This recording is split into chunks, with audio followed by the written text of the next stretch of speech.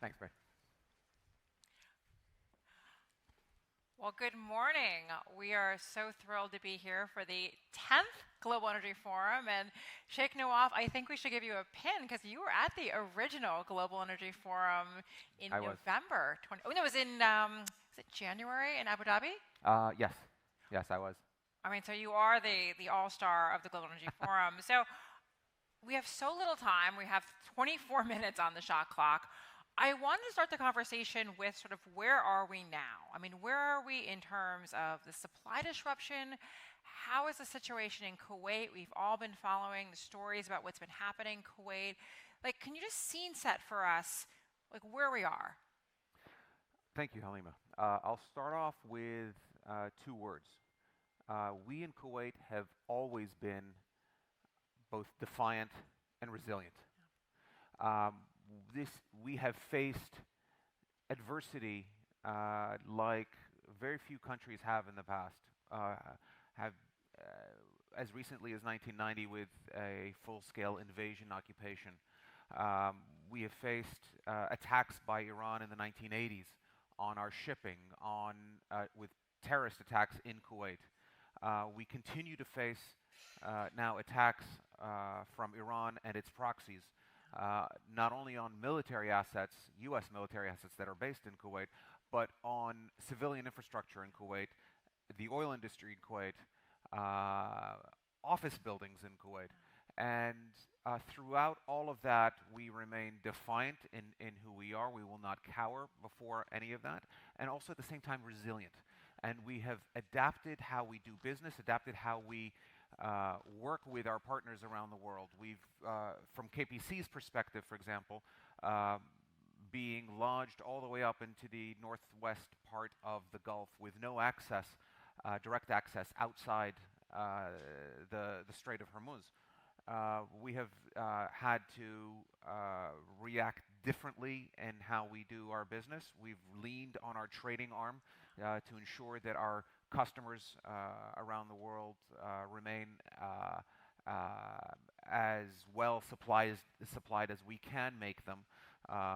And we've relied on our storage that we have planned for before the war even started. One of the things we did as we saw that this war was about to commence was bring all of our tanker fleet back to Kuwait, deplete all of our storage in Kuwait, and push as much product out through the strait before the war commenced. Now we are in a position where it's a longer war than we or anybody really anticipated at first.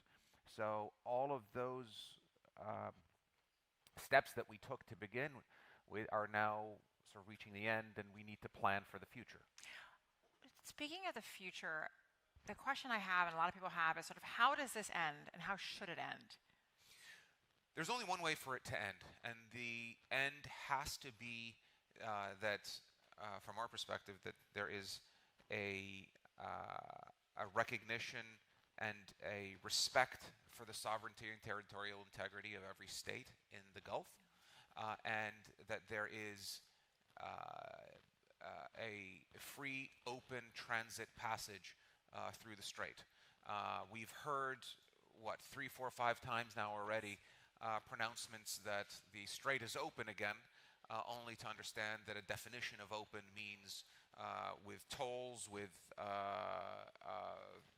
restrictions, and a bunch of things that are in clear violation of the UN Convention on the Law of the Sea, and that cannot happen. I think we are in complete alignment. I know Secretary Wright is going to be here just after us. I met with him yesterday, and we were in complete alignment that the strait must be open for free, safe navigation for all, in accordance with international law.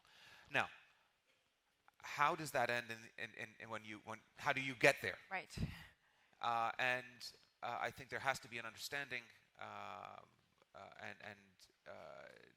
that any outcome, any deal that is done has to include these two pillars. And I think that is now becoming more and more clear now as the international community feels the pressure of the continued interdiction of free navigation through the Gulf, you have, especially in Asia, something like 73 or so percent, 70% of Asia's oil comes through the strait. More alarmingly is more than 80% of its natural gas flows through the strait. All of that has been interdicted. Obviously, from oil, there's been offsets that have come from Saudi Emirati pipelines, various systems, but not complete offsets. They're only partial. But from the natural gas perspective, natural gas coming from Qatar, it's been zero. The U.S. has tried to make up for some portion of that, but obviously it's not enough. The entire system has two pillars that we all have to understand within the system, and that is we are all codependent and co-reliant. There's no such thing as energy independence. As much as you will hear, even here in the United States, that the U.S. is now and has been for some period of time a net exporter of oil, that does not mean that the United States is isolated from the rest of the world or from the international market.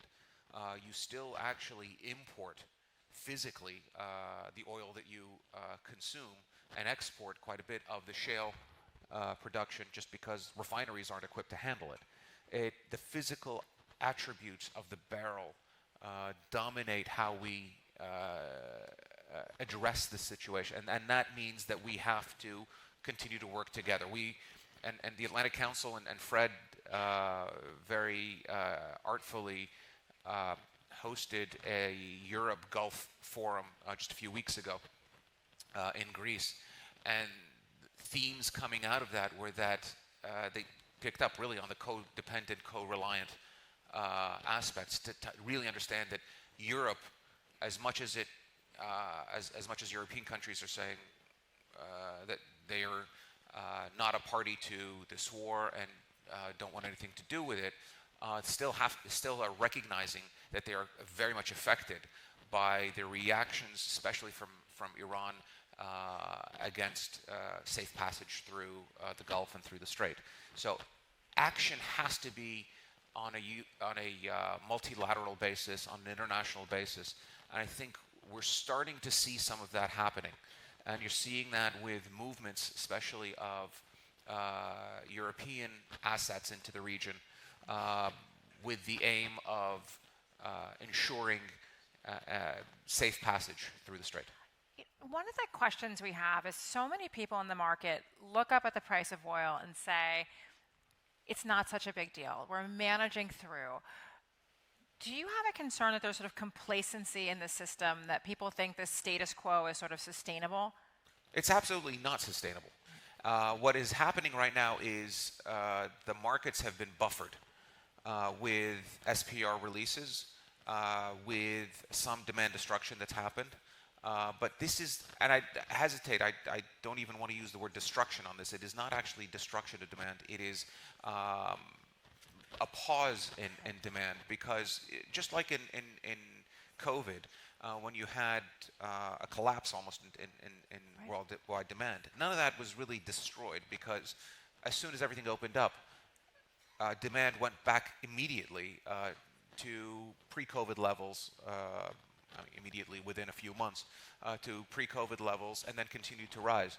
So it was almost a pause. Now, this is what we're seeing right now as well, that all of this, and in the markets, if you look at $100 oil right now, it is comparatively not that high. Lots of you here will recognize that it was $100 in 2008, 2009, which with inflation now would be somewhere around $160, $162. So it is actually comparatively not as high as one would expect it. But when you draw down your safety buffers on the SPR, not only the United States' Strategic Petroleum Reserve, but also Europe's, China's as well. When you're drawing down the buffer as well. So every barrel you're actually You pulling out of the SPR is one less barrel you're going to have available to you when if this drags on for much longer. Another thing to keep in mind is how much oil is actually extractable from the SPR. And we all recognize that every storage tank has dead volume at the bottom of it. And that can be sediment, it can be water, it could be various other things. So our storage facilities, for example, in Kuwait, I know that even though they may be full at a certain level, not all of that is extractable and sellable. And that is one of the things, and I've seen numbers on US SPR, when you start reaching sort of that dead zone. We need to keep in mind all of that, and at the same time understand that with 20 million barrels that used to flow through the strait on a daily basis, we have offsets from Saudi Arabia, the Emirates, of call it what, 6-7 million, call it 8 million, and some leakage here and there. So you still have, let's say, about 10 million still not being replaced. The Chinese being able to, and all SPR releases, by the way, they only account for about, what, 3.5 million barrels a day of production. So don't look at the headline number of saying that the release is 400 and something million barrels coming out of the SPR. It's not coming at a rate faster than 3.5 million barrels a day. So again, against the backdrop of trying to replace that remaining 10 or 12 million barrels, it's not going to make that big of a dent. There is no substitute whatsoever to free, safe passage through the Strait of Hormuz. And Sheikh Nawaf, the question that follows from that is, obviously the Iranians continue to say that they will exercise operational control. So does that mean there has to be a more stepped up effort led to basically end that situation? I will defer to my military colleagues to be able to describe what they can and can't do in that process. But I do hearken back to the 1980s when Iran had attacked Kuwaiti shipping, brought Kuwaiti oil sales almost down to zero because they were hitting Kuwaiti tankers plying the Gulf. And we reflagged those tankers to US, Italian, French, Dutch, and British flags, along with the Soviet at the time. And all of those navies escorted the tankers up and down the Gulf, and the passage was reopened. And it was reopened when it took one or two skirmishes at first for Iran to recognize that this is an international waterway. There is, as I said, more consensus building in the world that we can't sit and wait for this to resolve. I think there's a greater consensus, a greater likelihood that we'll have to take active steps to resolve it.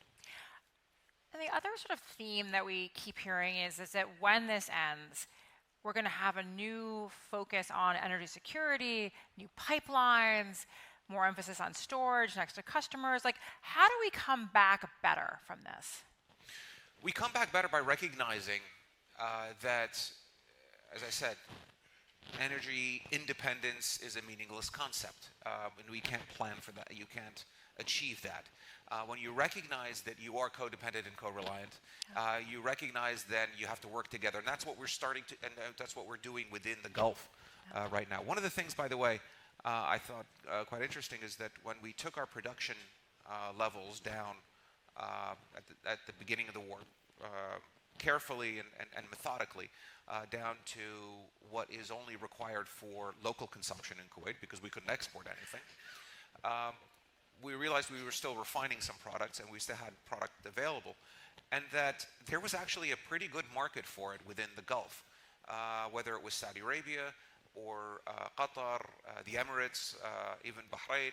We were happy to have transactions, and we were selling product within the Gulf. Obviously, none of it we could export out of the Gulf, but we're selling product right within the Gulf.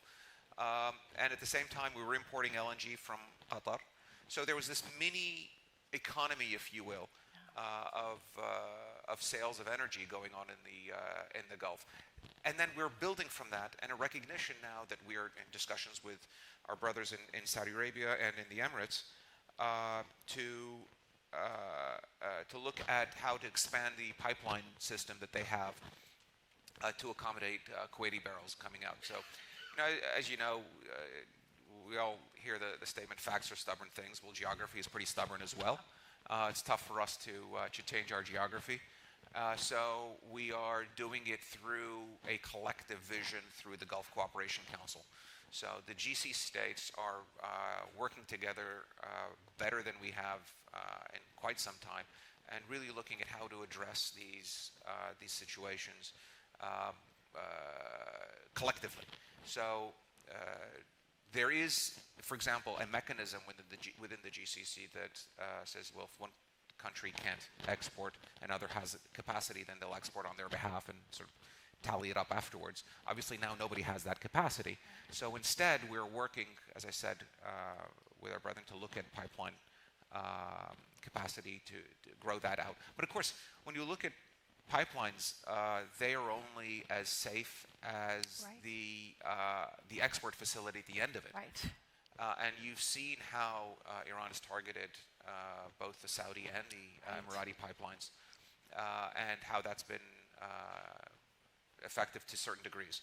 A long pipeline needs compression, so hit one node of that compression, you've got to rebuild that. The easiest thing to rebuild or to replace is a pipe itself. You hit the pipe, I'd have it working tomorrow. But you hit a compression facility, that takes more time. And then the worst is if you hit the export facility, because then the pipeline essentially is useless. Right.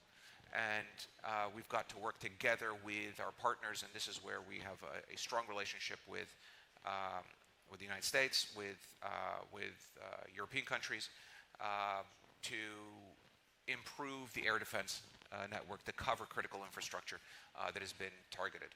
And that's the collective vision that we all have to have. And how long will the restarts take? I know there are going to be varying restarts across the Gulf, but we had one journalist come out in the last couple of days and saying it's going to be just weeks. There's going to be a flood of crude on the market in a couple of weeks. Well, within Kuwait, we can get back very quickly. In fact, within Kuwait, we can get to 80% of our shut-in production in less than a month, probably about 3 weeks. That's because we have resilient reservoirs. We have reservoirs that in fact have benefited to a certain extent now from the shut-in, because it's allowed them to settle and recharge essentially the underground pressure. But at the same time, the last bit is always the hardest, and that's still about 20%. That's going to be for us. That's going to be for almost every country in the region. That last bit of 20% probably will take us 3 to 4 months. Okay. So 20% of, let's say, the 20 million that was flowing out is still about 4 million barrels. That's 4% of worldwide demand. That is still significant. Right. So that is going to take some time. I want to bring it back in our closing minutes about Kuwait. I had such a great opportunity to visit Kuwait end of January, beginning of February for your great Kuwait Oil and Gas Show, where you really talked about all of the new initiatives on the investment side that are taking place in Kuwait. Can you sort of walk us through where you stand on that?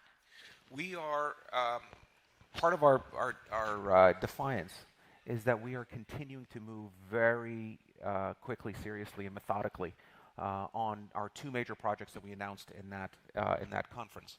The first being a project called Peregrine, which takes on after the Falcon in the Kuwait Oil Company logo.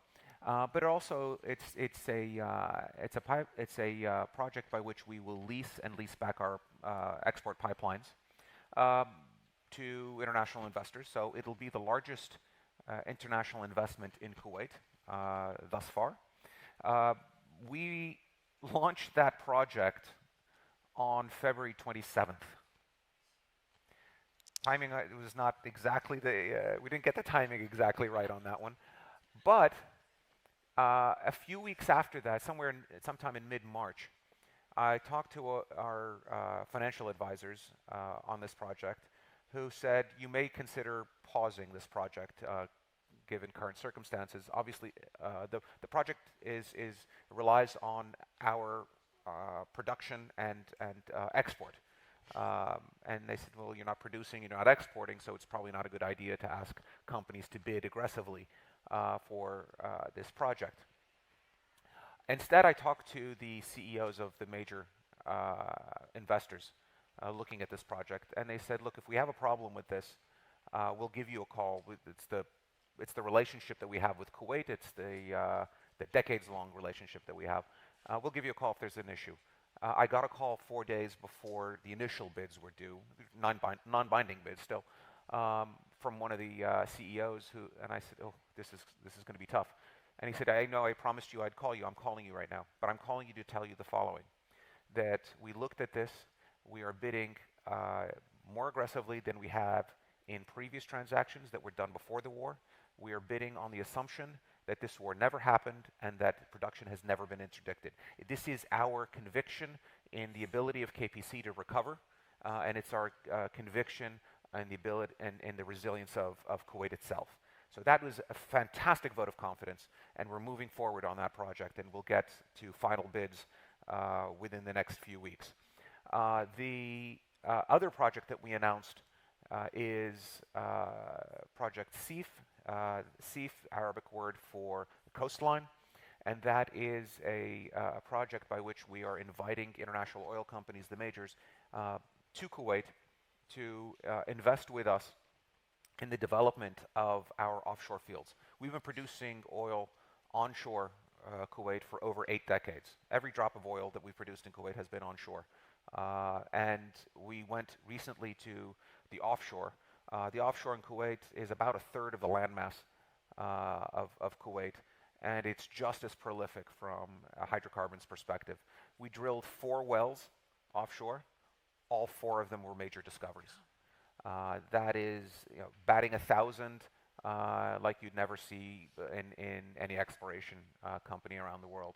And that has been a driving force now for us as we continue in that project. It's very early in its nascent stages right now. We're nowhere near concluding that project, but the reaction that we've received from the international oil companies is identical to the one that we received from the financial investors on Peregrine.